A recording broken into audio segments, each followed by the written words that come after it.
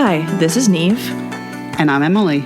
Welcome to our new podcast, OTTB on Tap, where we discuss everything and anything related to off-the-track thoroughbreds. We're a couple of lifelong horse girls, best friends, and former co-workers who were genuinely interested to talk about thoroughbreds. We're excited to take what we've learned over the years and share our experiences, delve into topics surrounding OTTBs, and hear questions from you. A quick disclaimer, our podcast, OTTB on Tap, is a platform for personal opinions and perspectives driven by our own research and experiences. We're not veterinarians, so please consult your vet and other equine professionals for your own personal horse-related matters. Backyard, or maybe was obsessed with the black stallion when they were a kid. Well, I was dating a guy in 2010, and I was meeting up with his friends for the first time. I was super nervous, but then he told me that one of his friend's girlfriends liked horses too. Insert eye roll. I remember this experience as well, and I also remember that my boyfriend at the time told me that our friend had a new girlfriend who rode horses. And I was like, great, this is going to be super fun. Can't wait to meet her. We finally had a chance to meet at the bar, and Emily showed me a picture of her new OTTB project horse she had just acquired after a long hiatus from riding. And in my most enthusiastic tone, I asked her what kind of riding she did. Eventing, she said, much to my relief. I too had dabbled a little bit in the eventing world. So I followed up, "Oh, well, what level did you compete to?" And in her most casual and possibly annoyed tone, "Oh, I took my thoroughbred up to advanced." It was this moment that I felt like maybe I had started to hallucinate. You see, there I was, a naive, horse-crazy girl who had only recently got back into any kind of riding, wearing a sweater that had a repeating horse pattern all over it. If the ground had swallowed me up in that moment, I could have avoided dying with embarrassment. So I did what any horse person trying to play it cool does. I asked a few more questions, trying desperately to sound vaguely horse savvy, and then I went home and stalked her on the internet. And that's when I saw it. The Facebook profile pic of her at the event formerly known as Rolex on her OTTB, Alex. Cue me fangirling from afar. I'm Emily Kocubinski, and I currently work in the tech field as a UX and product designer, but I used to be a professional rider who specialized in selecting, retraining, and reselling OTTBs. Going back, though, in my younger days, I evented through the advanced level on my off-track thoroughbred that I bought when I was 16 years old. When I turned 18, I graduated high school early to become a working student for a well-known top rider at the time, Michael Godfrey, and I climbed up the levels to advanced. My horse, Alexander, whose jockey club name was Smoky Fire, was the most difficult horse I have ever ridden still to this day. Along the way, I was named to the USCT Developing Rider list and attended winter training sessions with Carrie Milliken, also famous for her riding career on the OTTB Out and About. I was also longlisted for the Pan Am Games and the Olympics during this time. Also with Alex, I was lucky enough to compete at notable three-day events at the time, such as Bromont and Rolex, Kentucky. This was and this was in the time of the old long school format with roads and tracks and steeplechase, before you even set out onto cross country. However, maintaining and competing a horse at this level as a broke working student was very difficult. Eventually, I decided to move to Philly, go to art school, and get my degree in graphic design. Fast forward about 10 years, where I think I rode a horse maybe once or twice, and a friend of mine convinced me that we should buy an off-track thoroughbred to train and resell. I started stalking the Canter website and learned firsthand how to navigate the backside of a racetrack. We bought a horse together and quickly learned how difficult it actually was to make money at this. Eventually, we did sell that horse, and I realized I needed to immerse myself in the horse world again to learn how to do this for a living. A top reseller at the time was advertising for a working student, and I applied, and bang, I was back into horses full time. A lot of my friends, including probably Niamh, thought I was crazy to leave my life in Philly and go live on a farm in Maryland for 6 months. But before I knew it, I was renting a barn with another friend and had 4 fresh OTTBs of my own. Soon after, I was chosen for the first retired racehorse project at Pimlico in 2013. There were 33 of us, I think, chosen out of many, many applicants across the country. So it was run a little bit different in those days. And we each had to select a horse and blog about it and train it for, I think, about 3 months, and then present it at Pimlico in front of a huge crowd, which was super fun. I also ran my own successful OTTB resale business for over 5 years. And horses that were in my program have gone on to succeed at the upper levels of eventing and dressage. During that time, we also had a rescue that I worked for as a trainer, and we also boarded the horses and helped do some rehabilitation. We showed these horses to clients for adoption. So these were horses from all walks of life. A lot of them were thoroughbreds, but not all of them. And now I'm back to being an amateur with a full-time work-from-home job, which has its own challenges when buying and retraining off-track thoroughbreds.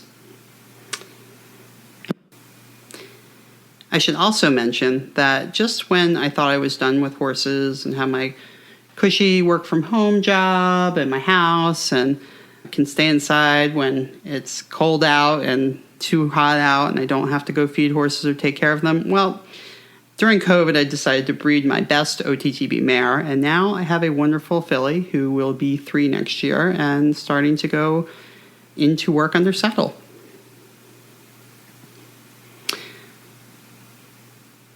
And now let's hear a little bit about your backstory, Niamh. So my name's Niamh O'Connell, if you can't tell by my name. I'm Irish. I was born in a little village in the south of Ireland and moved around a lot as a kid, from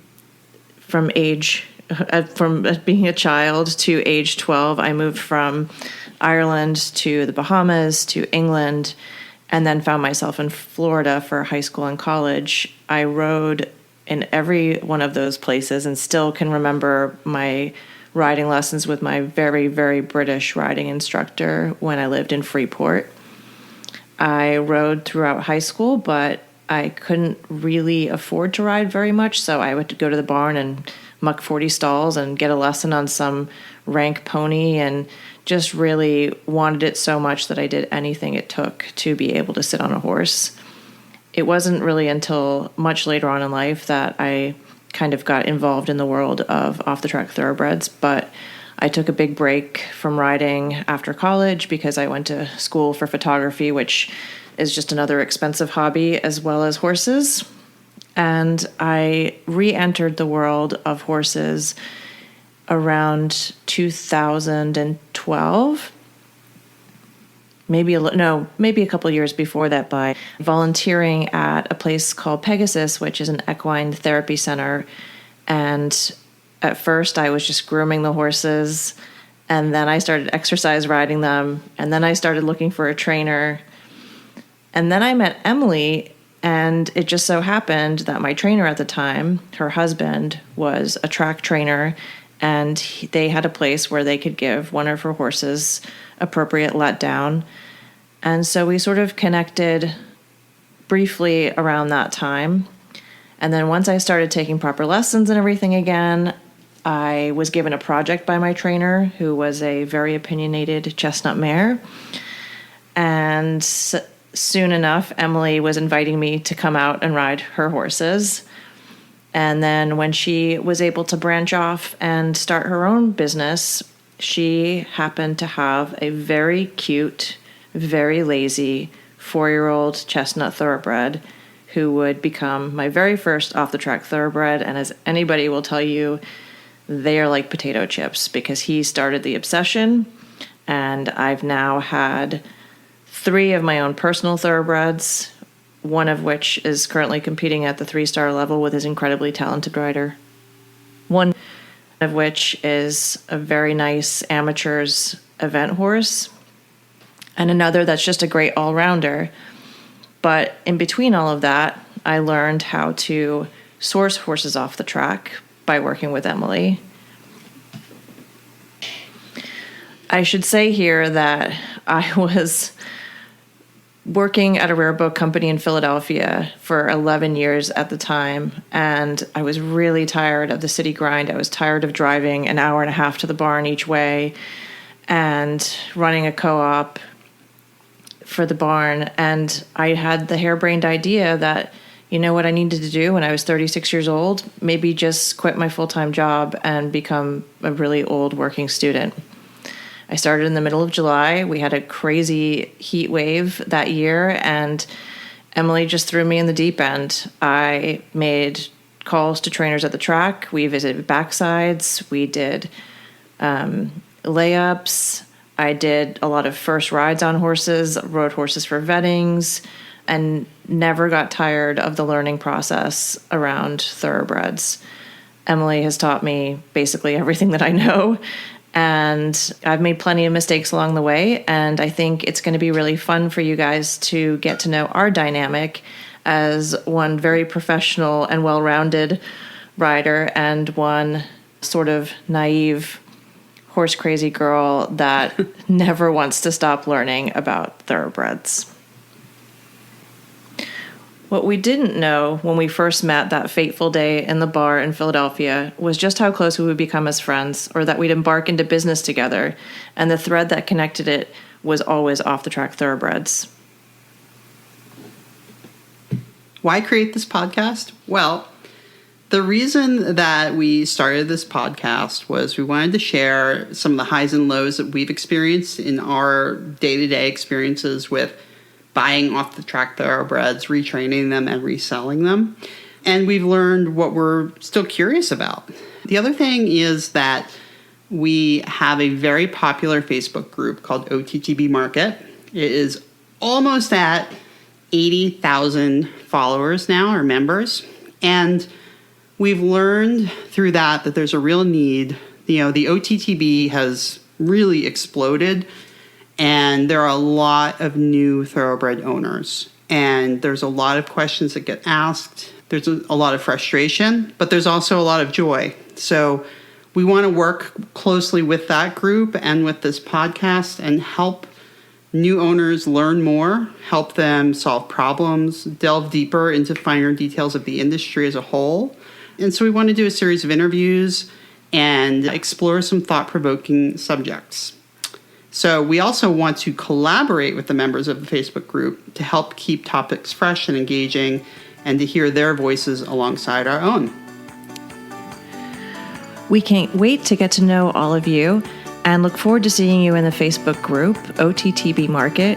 Feel free to reach out to us and ask us any question you might like to see featured in our podcast.